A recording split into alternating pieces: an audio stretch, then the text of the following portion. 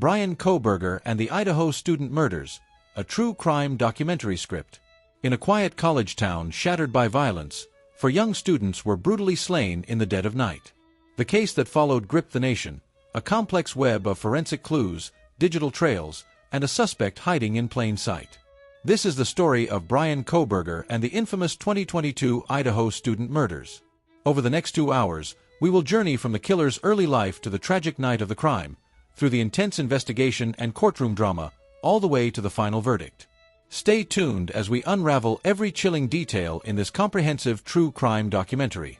Before we delve into this case, remember to subscribe to our channel for more in-depth true crime documentaries. If you find this video informative and suspenseful, hit the like button and drop a comment with your thoughts. Now, let's begin. Early life and background of Bryan Kohberger. Bryan Christopher Kohberger was born on November 21, 1994, and grew up in Pennsylvania. Friends and neighbors remember him as an ordinary kid in many ways, but one who grew increasingly fascinated by criminal psychology as he got older. Kohberger's journey through education would foreshadow his dark interests. He graduated from Pleasant Valley High School in 2013 and went on to earn an associate's degree in psychology in 2018 from Northampton Community College in Pennsylvania. After that, Kohberger's academic path turned sharply toward criminology. He obtained undergraduate degrees in psychology and cloud-based forensics, and in 2022 he received a Master of Arts in Criminal Justice from DeSales University in Center Valley, Pennsylvania. At DeSales, he studied under renowned forensic psychologist Dr. Catherine Ramsland, an expert on serial killers who co-authored a book with a BTK killer. Immersed in this world of criminal minds, Kohberger's obsession with crime was not just academic, it was personal. Classmates later noted that he was very intelligent but also selfish, often steering conversations toward crime and criminals. Bryan Kohberger's education highlights. 2013. Graduated high school in Brodheadsville, Pennsylvania. 2018. Associate's degree in psychology from Northampton Community College. 2022. Master's degree in criminal justice from DeSales University. 2022 to 2023. PhD student in criminology at Washington State University, WSU. In the summer of 2022, Kohberger moved across the country to Pullman, Washington to begin a PhD program in criminology at Washington State University, a campus less than 10 miles from the University of Idaho in Moscow. At WSU, he worked as a teaching assistant and was known to be extremely interested in criminal behavior.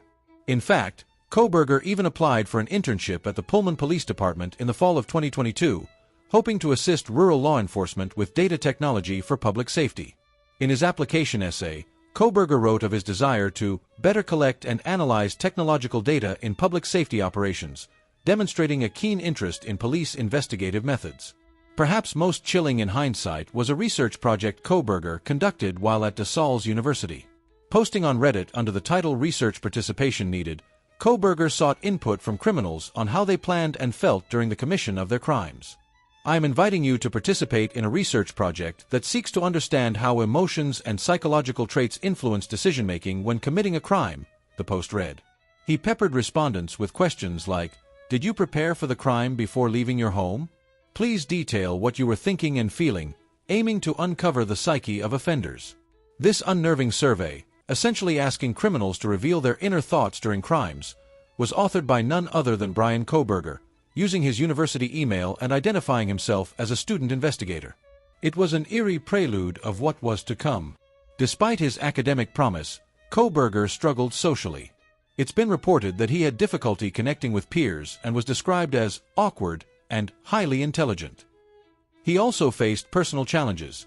Kohberger has been diagnosed with autism spectrum disorder and obsessive-compulsive disorder. He wrote online about mental health issues, including a visual snow syndrome, a condition affecting vision, and suffering from tinnitus. Whether these factors played any role in his later behavior is a matter of speculation, but they paint a picture of a man who was grappling with internal issues. By late 2022, 28-year-old Bryan Kohberger was a criminology PhD student living alone in Pullman, Washington.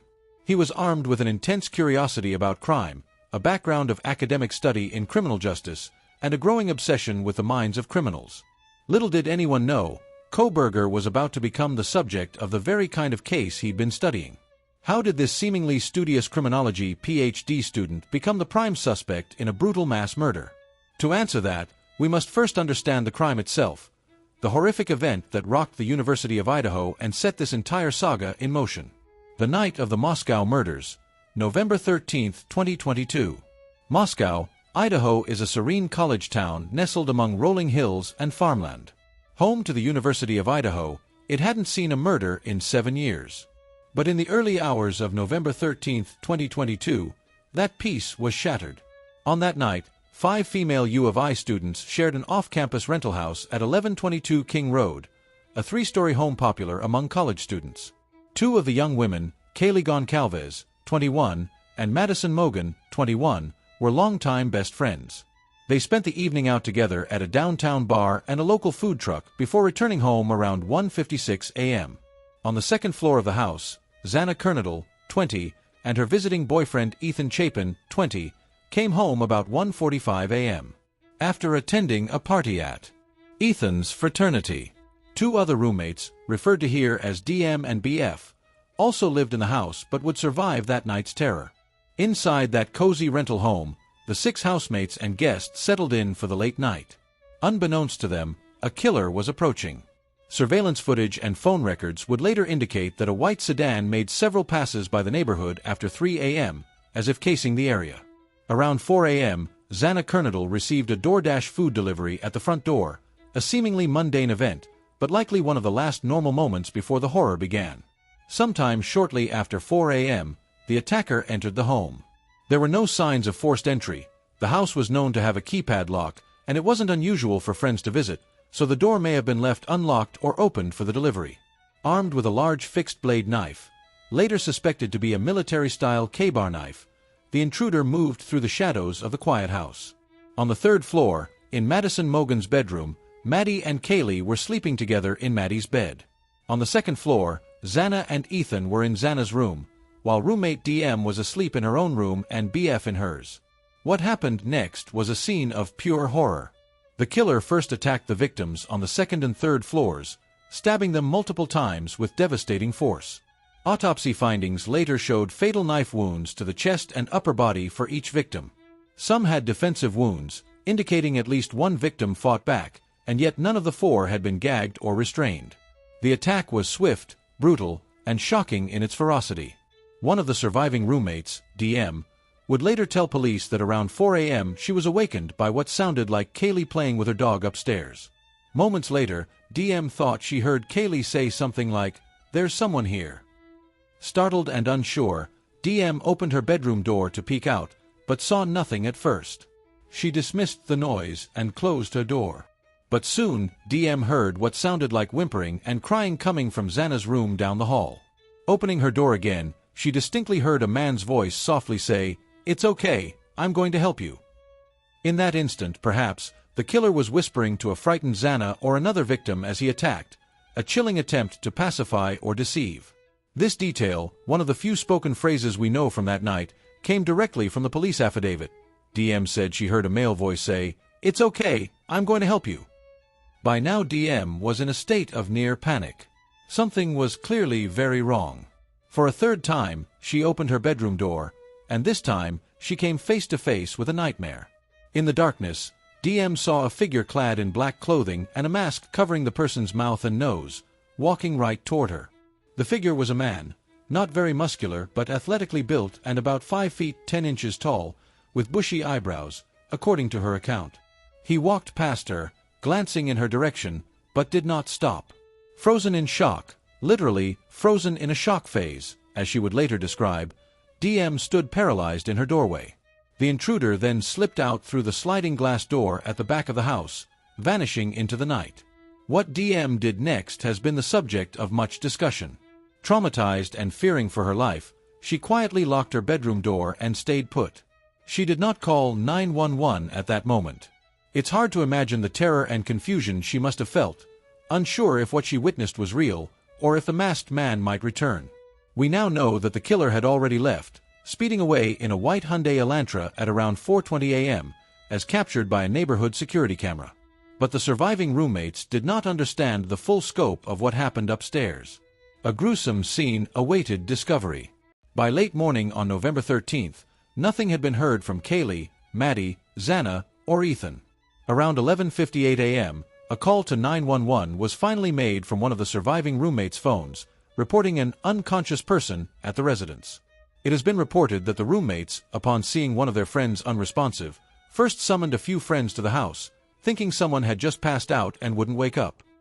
The 911 caller, whose identity has not been released but was not the killer, desperately requested help, still not fully understanding the horror inside. Police arrived to a scene of utter carnage. The front door was open with no sign of forced entry, and nothing obviously disturbed or stolen inside. But on the second and third floors, officers found 4 brutally murdered victims. Kaylee Goncalves and Madison Mogan were discovered together in Madison's bed on the 3rd floor, stabbed multiple times and lifeless. On the 2nd floor, Xana Kernodle was found sprawled on the floor of her bedroom, having suffered extensive knife wounds, over 50 stab wounds, many likely from fighting back, according to later reports. Ethan Chapin lay nearby in the same room, also stabbed to death. Blood stained the walls and floors. Experienced officers were shaken by the sheer brutality.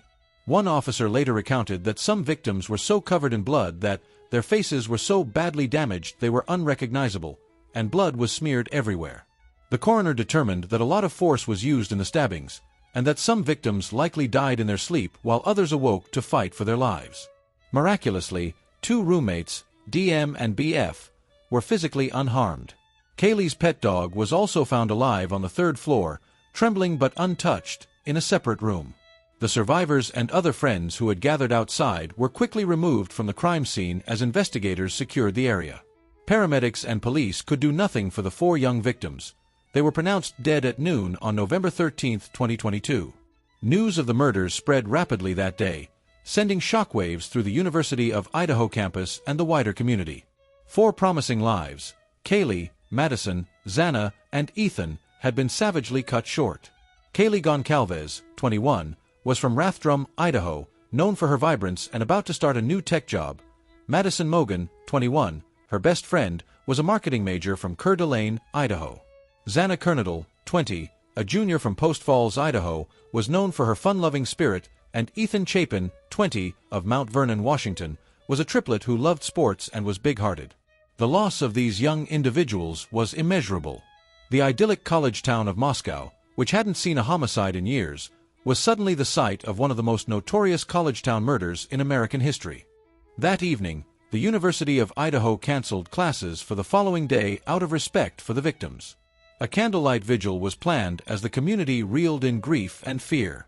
Initially, authorities made a controversial statement saying there was no ongoing threat to the community, perhaps believing it was a targeted attack. But within 3 days, with the killer still at large, Moscow Police Chief James Fry walked back that assurance. "We cannot say that there is no threat to the community," he admitted, urging everyone to stay vigilant. The truth was, a murderer had escaped into the night, identity unknown, and for weeks, residents lived on edge, locking their doors and looking over their shoulders. The stage was set for a massive investigation. Who could have committed such a heinous act, and why? With no suspect immediately identified, rumors swirled and fear gripped the campus. But behind the scenes, law enforcement was mobilizing one of the largest investigations Idaho had ever seen, racing against time to catch a killer. The investigation begins. From the moment police arrived on November 13, 2022, the Moscow Police Department, MPD, faced an enormous task. With support from the Idaho State Police and the FBI, an investigative task force of unprecedented scale descended on the small town. In all, nearly 130 law enforcement officers worked the case, determined to find justice for the 4 slain students. The off-campus house on King Road was taped off as a crime scene, and forensic teams combed through each room for clues. Autopsies in nearby Spokane, Washington confirmed what was obvious at the scene. All 4 victims had died from multiple stab wounds, delivered with a large fixed-blade knife. Some had deep chest wounds and injuries to vital organs, and Xana Kernodle had notable defensive wounds on her hands, indicating she fought the attacker fiercely. There were no signs of sexual assault on any of the victims. Investigators also noted that there was no murder weapon recovered at the scene, which meant the killer took the knife with him. The surviving roommate's account provided the first rough description of the suspect: a male stranger, about 5 feet 10 inches, athletically built but not very muscular, dressed in black and masked, with bushy eyebrows that stood out in the brief encounter. This description, especially the eyebrows, would become a critical detail as tips poured in. Immediately, police appealed to the public for any video footage from the surrounding area in the early hours of November 13th. The response was overwhelming. Within weeks, the tip line and dedicated FBI link received over 15,000 tips from the public. Officers sifted through 2,600 emailed tips, 2,700 phone calls, and countless hours of surveillance footage. Early on, investigators left open many possibilities. Could there be more than one perpetrator? Initially, they didn't rule it out. They also believed it was a targeted attack, though at the time they hadn't determined whether the target was one of the victims or the house itself. A rumor that Kaylee had a stalker had circulated on social media and even reached police, but despite looking into it, authorities couldn't verify any stalker's existence. The online rumor mill was in overdrive, with armchair detectives speculating wildly and even accusing innocent parties. Moscow police warned the public in a December 2nd release against the speculation, without factual backing, stoking community fears and spreading false facts. They urged people to stop harassing individuals they believed might be involved, emphasizing that such rumors were both unhelpful and potentially criminal if they became threats. Despite the noise, credible leads slowly emerged. One of the biggest breaks came from the painstaking analysis of security camera footage near the crime scene. Investigators discovered that in the early morning of November 13th, a white Hyundai Elantra was caught on multiple cameras driving in the vicinity of King Road. This car was seen making several passes by the house between 3:29 a.m. and 4:20 a.m., the time frame of the murders. At 4:04 a.m., the car made a final loop to the house. By 4:20 a.m., it was observed speeding away from the neighborhood. The footage wasn't crystal clear on the plate number, but it gave investigators a make and model to focus on. On December 7, 2022, hoping to cast a wide net, the MPD publicly asked for any information regarding a white Hyundai Elantra, 2011 to 2013 model, that had been seen near the crime scene. Unbeknownst to the public, behind the scenes they were already working this lead hard. By December 15th, investigators had checked records of about 22,000 registered Hyundai Elantras that matched that range. It was like finding a needle in a nationwide haystack, but one of those needles was about to poke through. The breakthrough came from Washington State University in Pullman, where a campus police officer did some digging of his own. On November 29, 2022, aware of the bolo, be on the lookout for a white Elantra, a WSU police officer named Daniel Tiengo searched his campus vehicle database for white Hyundai Elantras. He discovered a 2015 white Hyundai Elantra registered to a WSU graduate student, a 28-year-old PhD criminology student named Bryan Kohberger. This was intriguing. The model year was slightly outside the initial 2011 to 2013 range police had given. The car turned out to be a 2015, but close enough to warrant attention. Another officer soon located the same car parked at an apartment complex on the WSU campus. It indeed had Washington plates at the time and was registered to Bryan C. Kohberger. Investigators now had a name that hadn't been on their radar before. Who was Bryan Kohberger? A quick check showed he was a PhD student living in Pullman, just a 10-minute drive across the state line from Moscow. For the first time, detectives had a potential suspect who matched the profile in several ways. Young male, tall and athletic, bushy eyebrows, as a later mugshot would confirm, and importantly, someone who drove the very car seen near the crime scene. But to make an arrest, police needed more than just a car and a hunch. They needed hard evidence tying Kohberger to the murders. They started digging into Kohberger's background quietly. Surveillance teams were dispatched to watch his movements. They also examined his cell phone records, which proved to be very revealing. Kohberger had given a phone number ending in 8458 to a police officer during a routine traffic stop back in August 2022. Using that number, investigators obtained warrants for Kohberger's cellular data around the time of the murders. The data showed something suspicious. Kohberger's phone was not using any cell towers between 2:47 a.m. and 4:48 a.m. on November 13th, essentially going dark during the window of the killings. This suggested the phone might have been turned off or put on airplane mode during the crime, a common tactic. To avoid location tracking, when the phone powered on again at 4:48 a.m., it pinged on a tower near Blaine, Idaho, on a highway south of Moscow, consistent with someone driving back toward Pullman after committing the murders. Even more damning, Historical data showed that Kohberger's phone had pinged near the victim's residence at least 12 times in the months before the murders, between June and November 2022. Most of those occasions were late at night or early morning. In other words, Kohberger may have been casing the house, familiarizing himself with the location and routines of its occupants. And stunningly, cell data indicated Kohberger's phone pinged near the King Roadhouse around 9 a.m. on the morning of the murders, just 5 hours after the crime, perhaps suggesting he returned to the vicinity, possibly out of morbid curiosity or to see if the police were responding yet. With the car, the phone records, and the eyewitness description aligning, investigators felt they were on the right track with Kohberger. But the clincher would come from the field of forensic science, DNA evidence left at the crime scene. During the meticulous processing of the house, forensic teams had discovered a critical item. On the bed next to Maddie Mogan's body on the third floor lay a tan leather knife sheath. It had the USMC, United States Marine Corps, insignia stamped on it, consistent with a K-bar combat knife sheath. This sheath had a snap button closure, and on that button, crime lab technicians found a tiny trace of male DNA. This was the only visible DNA evidence not belonging to the victims or roommates that investigators announced publicly. They had a DNA profile, but it didn't match anyone in their criminal databases. That's when they turned to genetic genealogy, the same method that caught the Golden State Killer. By inputting the unknown DNA profile from the sheath into genealogy databases, they searched for relatives of the suspect. This led them to identify a family line and a possible match. The DNA was potentially connected to the Kohberger family. To confirm their suspicions, police and the FBI conducted covert surveillance of Bryan Kohberger and his parents' home in Pennsylvania. After the fall semester ended in mid-December, Kohberger had driven his white Elantra across the country to his parents' house in Albrightsville, Pennsylvania. His father had actually flown out to Washington to accompany him on the road trip back home for winter break.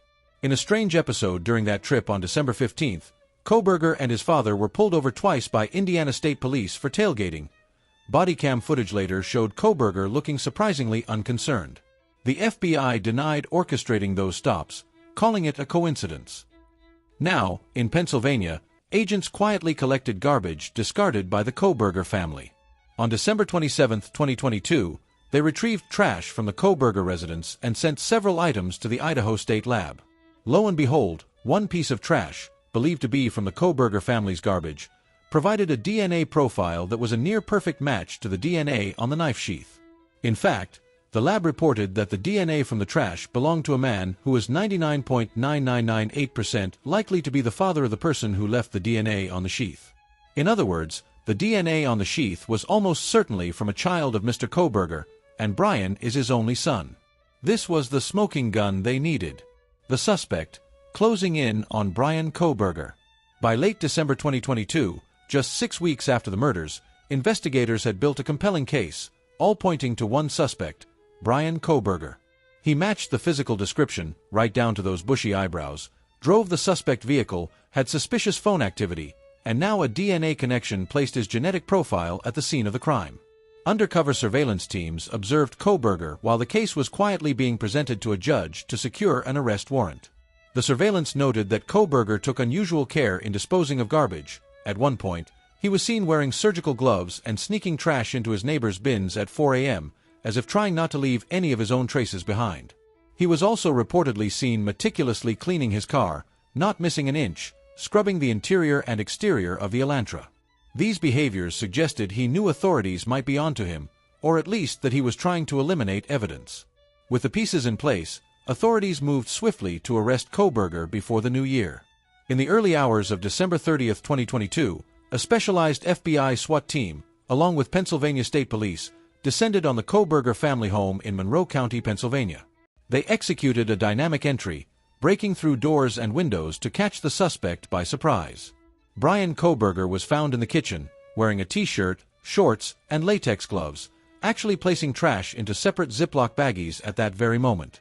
It appeared he was separating out garbage, perhaps an effort to later dispose of it in various places to avoid detection. The SWAT team took him into custody without incident. In that search of the home and Kohberger's vehicle, investigators seized multiple items: a knife, not conclusively linked to the murders, but taken for analysis, a handgun, black clothing and masks, and even medical-style gloves. One particularly intriguing find was a collection of ID cards inside a glove box. Some reports later suggested at least one of those ID cards may have belonged to one of the victims, though authorities have not publicly confirmed whose IDs they were. The arrest of Bryan Kohberger was announced later that day by authorities in Idaho and Pennsylvania. The news brought a huge sigh of relief to the Moscow community and the victims' families, but also a host of questions. Who was this person?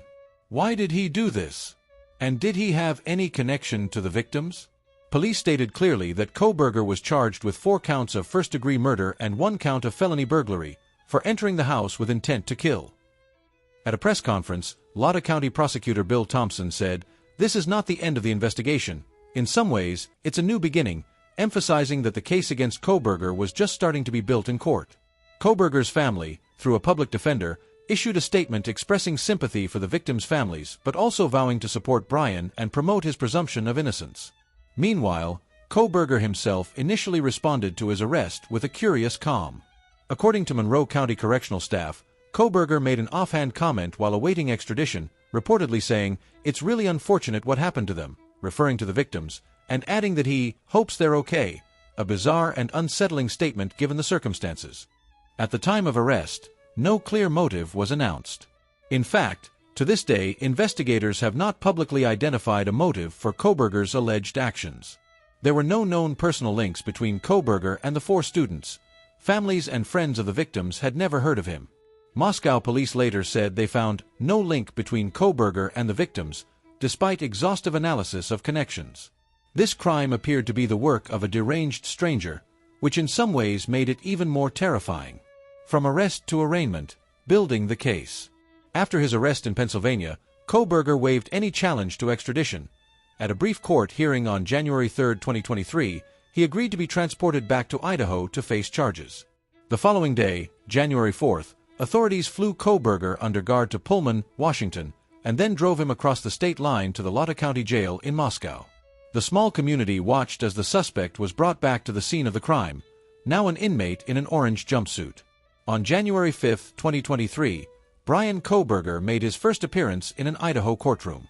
Shackled and flanked by officers, he heard the formal charges, 4 counts of first-degree murder and 1 count of burglary. The probable cause affidavit, a detailed document prepared by Moscow Police Corporal Brett Payne, was released to the public that day, revealing the evidence we've already discussed: the eyewitness account of the roommate, the surveillance footage of Elantra, the phone records, the DNA on the sheath, and even mentioned that Kohberger had applied for that police department internship and posted the criminology survey on Reddit. The affidavit laid out a chilling narrative that matched the timeline of the murders to Kohberger's movements.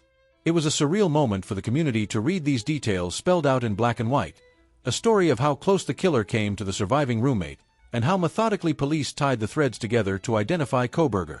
During that initial hearing, Kohberger showed little emotion. His attorney at the time, a public defender from Kootenai County, advised him as the judge read his rights and the charges. Kohberger answered yes when asked if he understood the penalties. In Idaho, a first-degree murder conviction can mean life in prison or even the death penalty. The judge denied bail, at the prosecution's request, given the heinous nature of the crimes and the overwhelming evidence. Kohberger would remain behind bars as the legal process unfolded. Over the next few weeks and months, Kohberger's case progressed in the court system. On January 12, 2023, he appeared for a status conference with his Idaho defense attorney, the public defender from the region, and Taylor, had taken over his case. The next major step was supposed to be a preliminary hearing, originally set for late June 2023. At a preliminary hearing, prosecutors would have to show a judge there was enough probable cause to proceed to trial. However, Kohberger's defense made a strategic move. In May 2023, a Latah County grand jury secretly convened and indicted Kohberger on all 5 charges. This meant the prosecution presented the evidence to a grand jury behind closed doors, and the grand jurors agreed there was sufficient evidence to charge Kohberger. The indictment effectively replaced the need for a preliminary hearing, and the June hearing was canceled. On May 22, 2023, at his arraignment, Bryan Kohberger stood before a judge to enter a plea. In a quiet but defiant moment, Kohberger chose to stand silent. He did not speak the words guilty or not guilty. Under Idaho law, this meant the judge would enter a plea of not guilty on his behalf. It was a formal way to decline to plead, sometimes done to signal that the defendant isn't affirming the court's authority or simply as a stance advised by counsel. Regardless, from that day forward, the case was headed toward a full trial, with Kohberger denying all charges through his not guilty plea. Meanwhile, the prosecutors had a major decision to make: whether to seek the death penalty. Idaho is a death penalty state, and the brutality of this crime made that a real possibility. On June 26, 2023, Lotta County Prosecutor Bill Thompson announced he would indeed seek the death penalty against Kohberger. In his filing, Thompson cited the statutory aggravating factors, for example, multiple murders and the especially heinous, atrocious, or cruel manner of the crime, that could qualify this case for capital punishment. This meant if Kohberger were convicted at trial, a jury would later decide if he should be executed or given life in prison. From that moment, the stakes of the case were as high as they could be. The defense team, for their part, began to fight the state's evidence. They filed motions challenging aspects of the investigation. One major line of attack was the DNA evidence. Kohberger's attorneys requested the data and methods behind the genetic genealogy technique used to identify him, pushing for transparency on how police honed in on him through familial DNA. In January 2024, the judge granted a defense motion to access the genetic genealogy information, but under seal, meaning it wasn't public. The defense was likely exploring whether any missteps in that process could be grounds to exclude the DNA evidence or cast doubt on it. They also scrutinized the traffic stops in Indiana, the surveillance, and every aspect of the affidavit for possible weaknesses. At one point, the defense filed a motion for what's called a Franks hearing, alleging that the police may have omitted certain information or made false statements in the affidavit that, if corrected, would negate probable cause. Specifically, there was talk about whether officers properly disclosed the use of genetic genealogy or the exact timeline of when Kohberger became a suspect. However, the judge found no evidence of intentional falsehoods that would merit throwing out the warrant, and the evidence from the arrest and searches remained intact. All the while, the gag order on the case, issued by the Idaho court, prevented attorneys and investigators from speaking publicly about the details, so verified information was scarce. But court filings and hearings offered glimpses. The defense suggested there was no direct evidence like an eyewitness putting Kohberger in the house, and famously, they even floated that there was no connection tying him personally to the victims aside from the DNA, which they would question. Observers noted that Kohberger seemed engaged in his defense. Reports from jail said he spent hours with his legal team reviewing discovery and evidence. Pre-trial twists and turns. As 2023 turned to 2024, the Kohberger case was in full pre-trial mode. One significant development was the question of venue. Could Kohberger get a fair trial in the small community of Moscow given the extensive media coverage? In August 2023, Kohberger's team filed a motion for a change of venue. They argued that nearly everyone in Lotta County was connected in some way to the university or the victims, and pre-trial publicity had made finding an impartial jury impossible. It took some time, but on September 9, 2024, the judge granted the change of venue. The trial was moved out of the tiny rural courthouse in Moscow to Idaho's capital city, Boise, in Ada County. The judge who would preside over the trial was Stephen Hippler, and the plan was to draw a jury from the more populous Ada County area.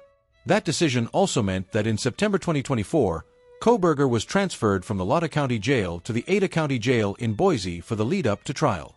This was a big change. Boise is over 300 miles from Moscow. The move underscored the notoriety of the case. It's not often that Idaho moves a trial clear across the state. Judge Hippler tentatively scheduled jury selection to begin on August 4, 2025, with opening arguments around August 18, 2025.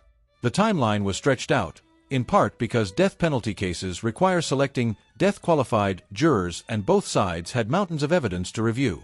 This was shaping up to be one of the most high-profile trials in Idaho's history, and both prosecution and defense were preparing for a courtroom battle that could last months.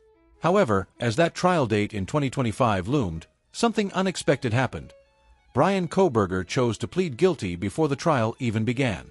This was a shocking turn for many following the case, as Kohberger had maintained his silence and pleaded not guilty up to that point. Why the sudden change? The answer likely lies in negotiations between the prosecution and defense, a plea deal. The guilty plea, avoiding the death penalty. In late June 2025, just weeks before the trial was set to commence, rumors of a possible plea deal began to surface. On June 30, 2025, It was officially announced that Bryan Kohberger had agreed to plead guilty to all charges, the 4 counts of murder and the burglary, in exchange for taking the death penalty off the table. This deal would also require that Kohberger waive his right to any future appeals. Essentially, Kohberger was admitting to the crimes in order to guarantee he would not be executed, accepting instead that he would spend the rest of his life in prison with no chance of parole. On July 2, 2025, in a packed Boise courtroom, Bryan Kohberger formally entered his guilty pleas. It was an emotionally charged hearing. Kohberger, wearing an orange jail jumpsuit, answered the judge's questions clearly. Yes, he understood that by pleading guilty he was giving up his right to a trial. Yes, he understood he would never be able to appeal. Then, one by one, the judge read the charges: the murder of Madison Mogen, of Kaylee Goncalves, of Xana Kernodle, of Ethan Chapin, and the burglary, and for each, Kohberger responded, guilty. In that moment, the long-anticipated trial evaporated. There would be no need for a jury to weigh evidence or decide his fate. Bryan Kohberger had condemned himself by his own words. For the families of the victims, this plea was a double-edged sword. On one hand, it spared them the agony of sitting through a graphic trial and years of appeals. On the other hand, it denied them the opportunity to see all evidence publicly presented and to potentially hear Kohberger testify, though it was uncertain if he ever would have. Some family members later expressed relief that no matter what, Kohberger would die in prison, and they wouldn't have to wait decades for a possible execution. Others still wanted answers to why this happened, answers that perhaps might never come since a plea meant no trial revelations. The plea deal also meant the death penalty was off the table, a condition prosecutors agreed to only because the families approved it. In Idaho, a first-degree murder conviction without a death sentence carries a mandatory life in prison. In this case, as part of the deal, the state insisted on consecutive life sentences, one for each victim, plus additional years for the burglary charge. There would be no chance of Kohberger ever walking free. With the guilty plea entered, all that remained was the formal sentencing by the judge, which was scheduled for a few weeks later. This would be the moment for the victims' families and the survivors to address Kohberger directly and for the court to impose the agreed-upon sentence. Even though the outcome was predetermined by the plea, the sentencing hearing promised to be an emotional catharsis for many, a final chapter in the courtroom saga of this case. The sentencing, voices of the families. On July 23, 2025, the courtroom was filled to capacity at the Ada County Courthouse in Boise. Family members of all 4 victims were present, many clutching photos of their loved ones, bracing to face the man who took so much from them. Bryan Kohberger, now a convicted murderer, was brought in wearing shackles. He sat emotionless as the proceedings began. Judge Stephen Hippler presided. Even though a deal was in place, the judge had some pointed remarks. In a solemn voice, Judge Hippler acknowledged that the court might never truly understand why Kohberger committed these murders, and that focusing too much on a motive could even give the killer a kind of attention he might enjoy. At one point, the judge became visibly emotional, reflecting on the profound loss. In a powerful statement, Judge Hippler said, parents who took their children to college in a truck filled with moving boxes had to bring them home in hearses lined with coffins. The weight of those words hung in the air, a stark reminder of the devastation Kohberger had wrought. Before the judge pronounced the sentence, the court allowed victim impact statements. One by one, friends and family members stepped forward to speak directly to Kohberger. Their words were full of grief, anger, love, and remembrance. Bethany Funk, one of the surviving roommates, referred to as BF in earlier documents, had not spoken publicly before. Through a representative reading her statement, she described November 13, 2022 as the worst day of my life, and I know it always will be. She shared how she hasn't slept through a single night since the murders. Bethany had been subjected to horrible online harassment by people who ignorantly blamed her for not calling 911 sooner, and she conveyed how deeply those wounds cut, compounding her trauma. Dylan Mortensen, the other surviving roommate, DM, stood up in court and, through tears, declared, everything changed that night, because of him. She spoke of the lasting fear and trauma, but also of her determination to live her life in honor of the friends she lost. Both surviving roommates emphasized they would try to live fully, for Maddie, Kaylee, Xana, and Ethan, the friends who cannot. A family of Madison Mogen, Madison's parents, Karen and Scott Laramie, went to the podium together. Scott described Maddie as our gift of life, our purpose and our hope, saying the world was a better place with her in it. He talked about the void left by losing their only child and the wound that will never heal.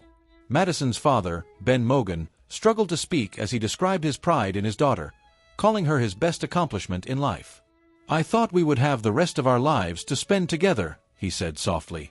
A family of Kaylee Goncalves. Kaylee's father, Steve Goncalves, fixed a steely gaze on Kohberger as he spoke. He said, "Today we are here to prove to the world that you picked the wrong families. The wrong state, the wrong police officers, the wrong community." The Goncalves family had been very vocal throughout the case, and Steve's message was clear. Their resolve and the support of so many ensured Kohberger's deeds did not break them. Kaylee's older sister, Olivia, followed, angrily confronting Kohberger with the life he took. "You wanted so desperately to be different, to be special," she told him. "You're not profound. You're pathetic." Her words captured the contempt many felt, that Kohberger was a nobody who tried to make himself a somebody through an atrocity. Kaylee's mother, Christy Goncalves, trembling with emotion, said to Kohberger, "I never imagined having to speak to someone so devoid of humanity."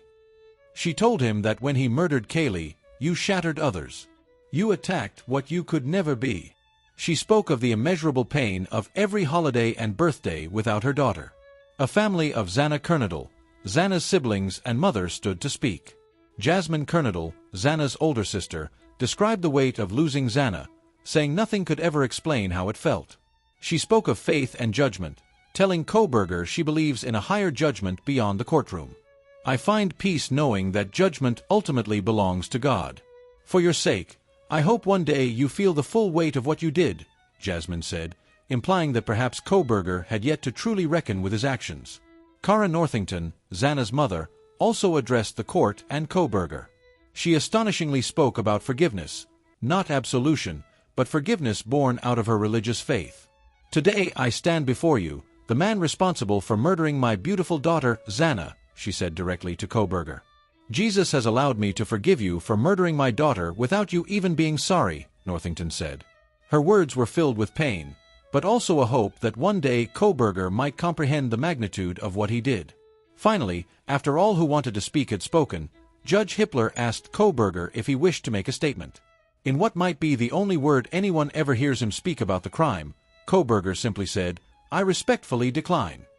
He offered no apology, no explanation, nothing.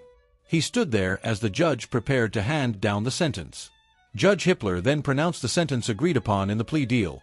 Bryan Kohberger would serve 4 consecutive life sentences without the possibility of parole, 1 life term for each precious life he took. In addition, the judge imposed the maximum penalty of 10 years for the burglary charge, to be served consecutively after the life terms. He also levied financial penalties, a $50,000 fine and $5,000 in state victim compensation for each murder count. These fines were symbolic in comparison to the gravity of the punishment, but they underscored the enormity of his crimes. With that, Bryan Kohberger, at age 30, was formally led out of the courtroom as a convicted murderer destined to spend the rest of his natural life in prison. As he was escorted away, some of the victim's family members shouted final words at him, a raw outpouring of emotion now that the proceedings were over. Kohberger did not visibly react. He was transferred to the custody of the Idaho Department of Correction to begin serving his sentence in a maximum security prison. Outside the courthouse, the families embraced one another. There were tears of sorrow for the loved ones not coming back, but also tears of relief that this part of the nightmare was over. In interviews, some parents said they felt a measure of justice had been achieved, though true closure might never be possible. Moscow Police Chief James Fry told reporters that even with a confession, implied by the guilty plea, new information could come out still. 116. This case, so thoroughly examined, might yet have some secrets, but for law enforcement, the focus could finally shift from building a case to simply processing what had occurred. Aftermath and reflections. In the aftermath of the case, the University of Idaho and the Moscow community have taken steps to honor the victims and heal from the tragedy. The King Road residence, once a cheerful college home and later a haunting crime scene, was donated to the university by the property owner. In a move welcomed by many, the house was demolished on December 28, 2023. By removing the structure, the university hoped to prevent any macabre fascination with the site and instead encourage remembrance of the victims' lives rather than the horror of their deaths. On campus, a beautiful memorial garden now stands, the Vandal Healing Garden, dedicated in 2024, with 4 flowing benches and a plaque bearing the names of Ethan, Xana, Madison, and Kaylee. It's a quiet place where classmates and families can reflect and remember.